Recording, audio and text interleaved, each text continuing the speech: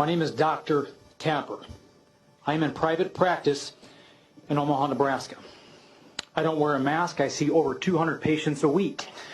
I come in close proximity with every patient that I come across. Why haven't I contracted this so-called disease?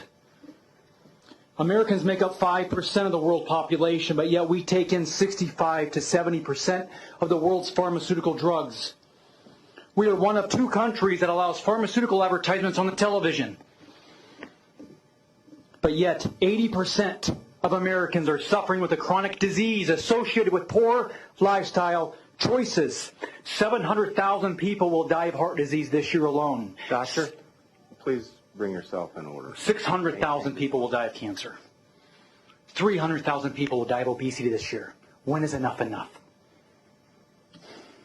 If this is truly about health, then mandate healthy living, exercise, good food choices, chiropractic, outlaw tobacco and cigarettes, processed sugars. I believe it was Thomas Jefferson who stated, if people let the government decide what foods they eat and what medicines they take, their bodies will soon be in a sorry state as those souls who live under tyranny. You see, God made your body self-healing, self-regulating. If you give the body what it needs, it can be healthy. It is like the wilted plant that sits under the sun. An allopathic model to that is to shield the sun, to protect that plant against the sun, cut off its leaves, medicate or vaccinate that plant. But an epigenetic approach, a wellness approach, is to give that plant water, and it can be well. You see, your body is no different. We must eat well, move well, think well, and we can be well. In other words, your level of health is the genetic expression of your lifestyle choices. And I know full well that your body's ability to heal itself, to overcome disease and circumstances like corona, is far greater than anyone has ever permitted you to believe. Benjamin Rush, a signer of the Declaration of Independence, stated, unless we put medical freedom into the Constitution, a time will come when medicine will organize into an undercover dictatorship to restrict the art of healing to one class of men and deny equal privileges to others. That time is now. These masks have absolutely nothing to do with health, but everything to do with the complying with a false flag, tyrannical agenda. If we sacrifice our precious freedoms for temporary security, we will lose both. If you can't comprehend that statement, if you are blind to this agenda, then I am sorry. You have the eyesight of an eagle, but the vision of a clam. The ordinance and proposing to delegate to a health director who's a PhD who is of the mindset that he is trying to propose. I'm trying to, yes, convert the way of thinking, the paradigm. That's why I was letting it go. Thank you very much. I respect that 100%. Because the current health director is telling us to fear germs. We're told that we're sick because of bad germs, bad luck, or bad genes, but really that is bad science. 1 to 2% of the pathology has a genetic pathology like Down syndrome or cystic fibrosis. We need to understand that. But 98% of the people that are suffering with chronic disease have a poor lifestyle. Now, I want you to understand, the body has 10 times more bacteria and germs than it does cells. We need to understand and appreciate the symbiotic relationship with the microscopic world that we live in. We don't need to fear germs. If the germ theory were 100% true, we'd all be dead. No one would be allowed to talk about it. Germs can pose a threat, but we don't need to fear them like we're told. Now, thank you. I need you to wrap up. Okay, the CDC stated last week, and I believe Mr. Harding talked about that. The CDC stated that 95% of these so-called corona deaths were actually associated with comorbidities. What does that tell you about the comorbidities like heart disease, cancer, and obesity? That those are the real killer. That is the real epidemic at hand. And if we want to change this fiasco, we need to change the paradigm.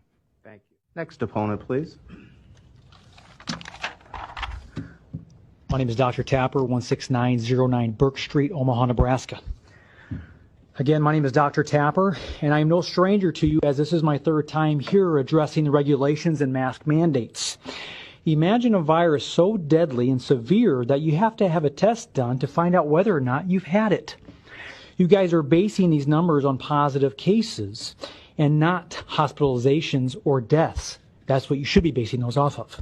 The numbers are hyperinflated by false positives and the never-ending doom and gloom from the mainstream media. I was taught that fear is the fire that fuels the furnace of disease. And when will this fear-mongering stop? It is terrifying to me to think how easily this mask mandate could turn into a vaccine one. You see, I follow the vaccine narrative very closely, and I have been for the last decade. I have witnessed firsthand the damages that can occur after a vaccination, conditions like transverse myelitis or Guillain-Barré. I have met many families that have lost a child to vaccine injury. Injuries are real and not rare. The companies that lie and gaslight these poor families are the same companies and organizations that feed you and the public this corona propaganda. Last year, the World Health Organization stated that the greatest threat to our health is people who refuse vaccinations. Shortly after that, the ACIP for the CDC stated that they cannot force vaccinations, but they could force compliance. How are they going to do that? I don't wear a mask anywhere I go, and the public shaming that occurs is beyond humiliating. I have been refused business, and on some occasions I couldn't enter the store. If the mask mandate turns into a vaccine mandate, you will not be allowed to go back to work, earn a paycheck, renew your driver's license, or function in everyday society without proof of the vaccination. We had draconian bills sweeping the nation last year coming after our medical freedoms, and then the coronavirus came. The Trojan horse to implement this tyrannical agenda. I believe this to be spiritual and psychological warfare on the people. The rate of suicide is the highest it ever has been in human history. More people have died this year of suicide than from corona. The National Alliance on Mental Illness Helpline has seen a 65% increase in calls and emails since March. In other words, the vast majority of health, emotional, physical, psychological, and financial hardships now faced by citizens are not due to COVID-19. They are due to ongoing catastrophic lockdowns, restrictions, and policies imposed by unaccountable, irrational governments. Since when is it your job to pass legislation on health? History teaches us that when the government takes away a certain freedom or liberty, they do not freely give it back. Martin Luther King Jr. once stated that oppressed people cannot remain oppressed forever. The yearning for freedom eventually manifests itself.